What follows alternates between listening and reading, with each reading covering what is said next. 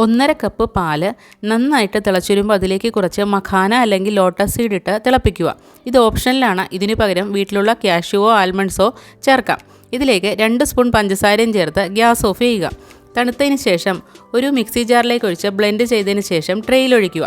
ഇതിലേക്ക് ഒരു 4 മാങ്ങയുടെ പൾപ്പ് ചേർത്ത് നന്നായിട്ട് ഇളക്കി ചേർക്കുക. ഈ ട്രേ ഒരു ഫ്രീസറിൽ വെച്ച് ഫ്രീസ് ചെയ്യുക. ഇത് ഒന്നുകൂടി ബ്ലെൻഡ് ചെയ്തതിന് ശേഷം ഒരു ബൗളിലെടുത്ത് എയർ ടൈറ്റ് ആക്കി ഒന്നുകൂടി ഫ്രീസറിൽ വയ്ക്കുക.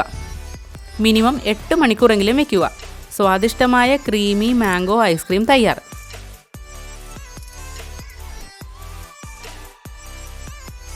ഇത് കുറച്ച് ക്രഷ്ഡ് നട്ട്സും ഇട്ട് അലങ്കരിക്കാം.